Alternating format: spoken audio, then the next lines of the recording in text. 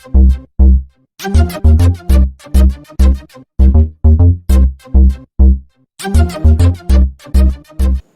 اللہ الرحمن الرحیم. السلام علیکم. آج ہم 5واں ایڈیم کریں گے اور یہ فریز ہے let the cat out of the bag. اگر ہم اس کا لٹرل میننگ یعنی لفظی ترجمہ دیکھیں تو وہ یہ ہے کہ بیگ سے تھیلے سے بلی کو باہر آنے دیں. تھیلے سے بلی کو باہر آنے دیں، یہ اس کا لفظی ترجمہ ہے. ہم انگریزی میں اس کا ترجمہ دیکھتے ہیں ڈائیولج اے سیکرٹ. کسی بھی راز کو منکشف کر دینا، ظاہر کر لینا کسی طرح سے نا، جو راز آپ کہیں کہ کوئی قیمتی بات ہو. To allow a secret to be known carelessly, یا مطلب کہ کسی بھی راز کو بے احتیاطی میں غلطی سے لوگوں تک جو ہے وہ پہنچا بیٹھنا، اس کو ہم کہتے ہیں let the cat out of the bag. یعنی کہ جب کوئی بات ظاہر ہو جائے تو ہم کہتے ہیں، تب یہ جملہ جو ہے وہ استعمال کیا جاتا ہے. اب اس کے اوریجن کے بارے میں کہ یہ کب شروع ہوا اور لوگ اس کی ہسٹری میں کیا ریزن بیان کرتے ہیں کہ یہ والی بات جو ہے وہ کیوں کی جاتی ہے، تو اس کا اوریجن جو ہے کافی ساری اس کے بارے میں باتیں کہی جاتی ہیں، اور جتنی بھی اس کے پیچھے یہ کہانیاں ہیں ان میں کوئی بھی نہ اتنی مضبوط نہیں نظر آتی. لیکن میں نے ان کو سمجھنے کے بعد کوئی ایک نتیجہ اخذ کیا ہے، وہ میں آپ سے انشاءاللہ شیئر کروں گا. تو جو پہلی چیز ہے، یہ 16 سینچری جو لائف سٹاک فراڈ ہے اس کے ساتھ اس کو جوڑا جاتا ہے محاورے کو. اس کے اندر یہ ہے کہ پرانے دور میں امریکہ کے اندر جو تاجر تھے، جو وہاں پہ سور جو ہے وہ گوشت کے طور پہ استعمال کیا جاتا ہے، لوگ اسے کھاتے تھے. تو جب لوگ اسے دکان پر خریدنے کے لیے لینے جاتے، چھوٹے بچوں کو، پگلٹ کو، سور کا جو بچہ ہے چھوٹا، تو اس کو یہ کہا جاتا ہے، کہانی میں جو بات ہے نا میں وہ بتا رہا ہوں، کہ اس کو تھیلے کے اندر بند کر کے دیتے کسانوں کو، جو عام رہائشی لوگ ہیں یا خریدار ہیں ان کو. لیکن چونکہ یہ پگلٹ جو ہے وہاں مہنگا تھا اور جو بلی ہے وہ کہتے سستی ہے، تو تاجر کیا کرتے، دکاندار کیا کرتے کہ بیگ کے اندر سور کے چھوٹے بچے کی جگہ پہ کبھی کبھی بلی ڈال کے وہ سیل کر دیتے. کوئی بھی جو کسان ہے یا خریدار ہے جب وہ گھر لے کے جاتا تب اسے پتہ چلتا کہ اس میں سے جو بلی ہے وہ نکل آئی ہے، اور دکان والوں کا جو راز ہے وہ آپ کہیں کہ افشاں ہو جاتا. لیکن عقلی طور پہ کسی بھی طرح یہ کہانی جو ہے وہ ٹھیک نہیں لگتی. پہلی بات تو یہ ہے کہ اس وقت کوئی بہت بڑی مارکیٹ تو تھی نہیں. یہ تو ہے نہیں کہ کوئی شخص جو ہے نا ایک ملک سے خرید رہا ہے اور خریدنے کے بعد وہ کسی ٹرین میں یا جہاز میں بیٹھے گا اور اتنی دور جائے گا کہ بعد میں واپس نہیں آ سکتا. اگر فرض کریں کوئی دکاندار ایسا کام کرتا بھی ہے کہ وہ پگلٹ کی جگہ پہ کیٹ تھیلے میں ڈال کے دے دیتا ہے اور کسان گھر لے جاتا ہے، اور جب واپس آئے گا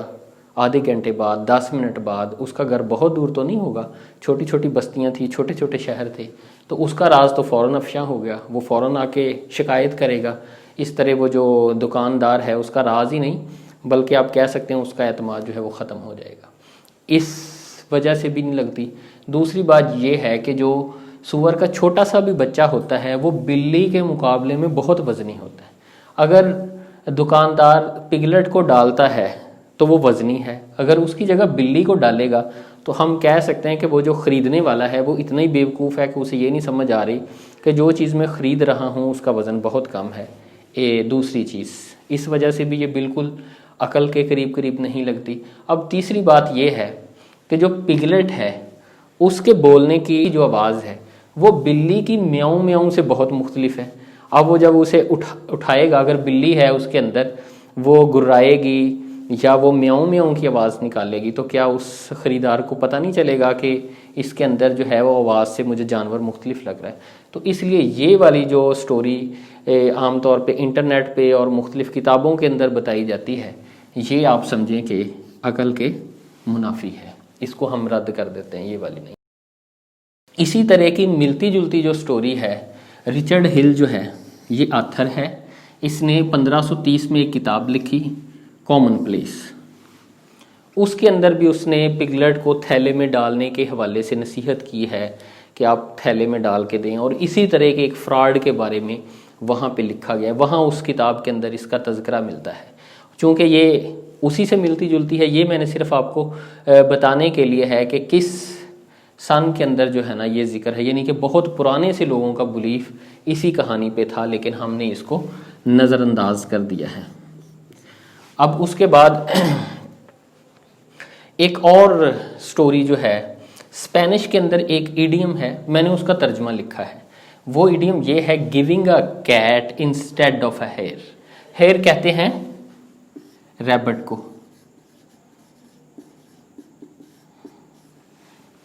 اسپین کے اندر لوگ جو ہیں وہ خرگوش کا گوشت جو ہے وہ بہت کھاتے ہیں، ابھی بھی پوری دنیا کے اندر خرگوش کا جو گوشت ہے لوگ اسے کھاتے ہیں، مسلمان بھی کھاتے ہیں، باقی جو ممالک ہیں ان کے اندر بھی خرگوش جو ہے اس کا گوشت کھایا جاتا ہے، لوگ اس کا شکار کر کے، ہمارے سندھ کے اندر تو بہت زیادہ لوگ خرگوش کا شکار کرتے ہیں۔ تو وہاں پہ یہ ایک ایڈیم ملتا ہے کہ خرگوش کی جگہ پہ اس کا بلی کا جو ہے نا وہ بلی کو دے دینا۔ لوگ یہ کہتے ہیں، اس محاورے میں بھی جو سٹوری ملتی ہے آپ کو کتابوں میں یا انٹرنیٹ پہ، وہ یہ ہے کہ لوگ جو تھے وہ جب خریدنے جاتے خرگوش کو مارکیٹ میں، تو دکانداروں نے کیا کیا کہ وہ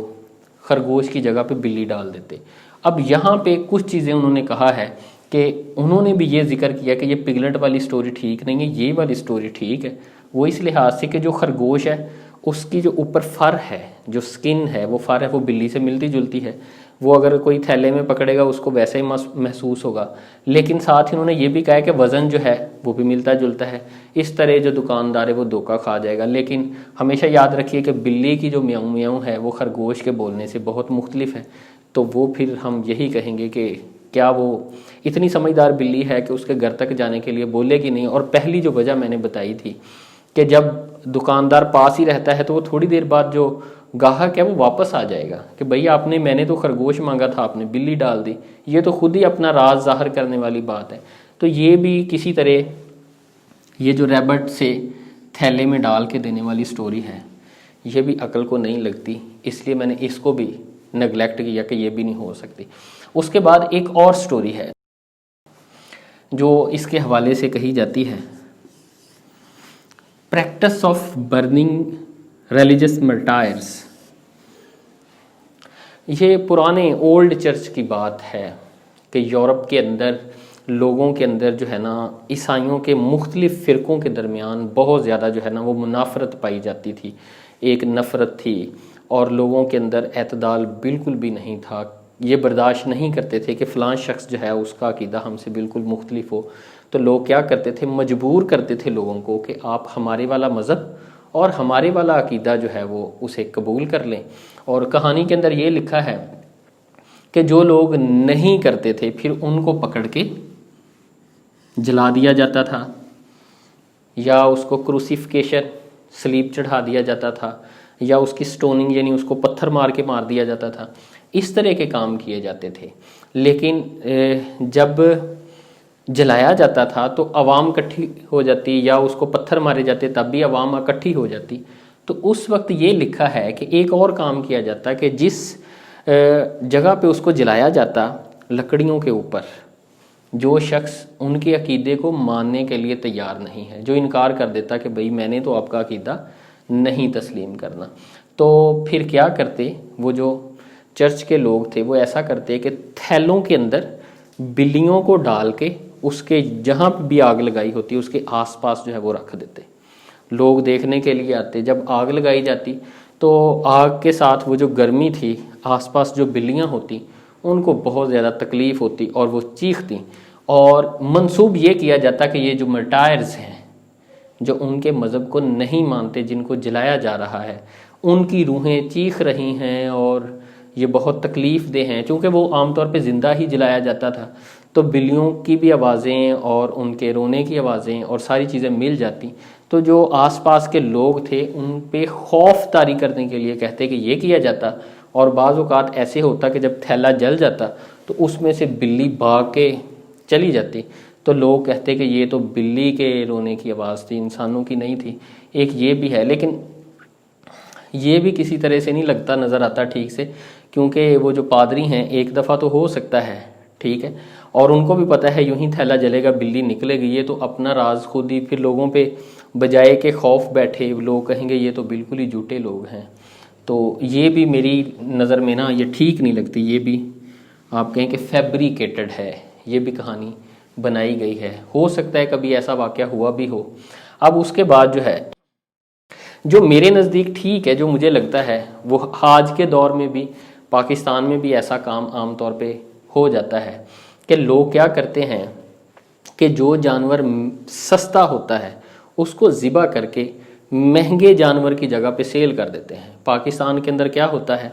کہ جو بیمار گدھے ہیں ان کو گاؤں سے پکڑا اور ان کو ذبح کیا اور لاہور کی مارکیٹ میں یا کسی اور شہر کی مارکیٹ میں لے گئے اور اس کو بکرا بنا کے یا اس کو آپ کہہ سکتے ہیں کوئی اور جانور کٹا بنا کے اس کا گوشت سیل کر دیا۔ اب ہم یہ نہیں کہہ سکتے کہ تھیلے میں ڈال کے دے دیا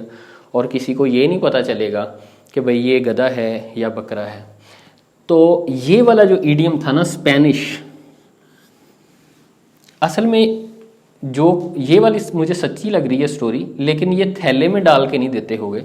وہ ایسے کرتے ہوں گے کہ لوگ مارکیٹ میں جاتے تھے اور وہاں پہ لوگ جو ہے وہ باہر سے خرگوشوں کا شکار کر کے لے کے آتے یا خرگوش کو پالتے۔ جب سردیوں کا سیزن ہوتا تو اس کے گوشت کی مانگ بڑھ جاتی، ریبٹ کے گوشت کی مانگ بڑھ جاتی، اور کچھ دکاندار کیا کرتے کہ خرگوش کی جگہ پہ بلی کو ذبح کرتے، چونکہ جب بلی کی کھال اتر جائے گی اور اس کے سر اور پنجوں کو علیحدہ کر دیا جائے گا تو اس کا جسم جو ہے جسامت کے لحاظ سے بھی بناوٹ کے لحاظ سے بھی خرگوش سے بہت ملتا جلتا ہے، تو وہ دے دیتے۔ اب باقی دکاندار یہ خیال کرتے کہ خرگوش تو مارکیٹ میں اویلیبل نہیں ہے، جنگلوں میں پکڑنا، سردی برف باری یورپ کے اندر سردیوں میں بہت ہوتی ہے، شکار کرنا بھی مشکل ہے، لیکن فلاں دکاندار جو ہے وہ گاہکوں کو کیسے گوشت جو ہے وہ پورا کر رہا ہے۔ پھر کیا ہوتا کہ کبھی کبھی غلطی سے اس دکاندار کے تھیلے میں سے جو اس نے بلیاں چھپائی ہوتی اس سے جو گرا ہے وہ ٹھیک سے نہ لگتی، تو جو گاہک ہیں ان کے سامنے سے تھیلے میں سے جب بلی نکل آتی تو ان کو یقین ہو جاتا کہ یہ شخص، یہ والا جو کسائی ہے، یہ ہمیں خرگوش کی جگہ پہ بلیوں کا گوشت دے رہا ہے۔ تو پھر جب بھی کوئی لوگ دیکھتے کہ فلاں جو دکاندار ہے وہ بہت زیادہ گوشت سیل کر رہا ہے یا اس کا گوشت ختم نہیں ہو رہا یا اس کے خرگوش ختم نہیں ہو رہے، تو وہ پھر انتظار کرتے اور وہ کہتے کہ let the cat out of the bag, کہ اس کے تھیلے میں سے بھی بلی کو ذرا باہر آنے دیں کہ پتہ چل جائے گا کہ یہ بھی خرگوش سیل کر رہا ہے یا پھر یہ بلیاں سیل کر رہا ہے۔ یہ عقل کو سٹوری جو ہے وہ لگتی ہے۔ اب ہم ایگزامپل کی طرف آتے ہیں۔ She let the cat out of the bag and finally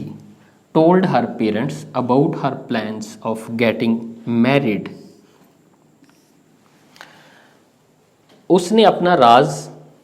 ظاہر کر دیا اور آخر کار اپنے والدین کو بتا دیا کہ وہ شادی کرنے جا رہی ہے۔ تو یہ راز جو ہے یہاں پہ ظاہر ہو جانے، جب بھی ظاہر ہو جائے وہاں پہ ہم یہ استعمال کریں گے۔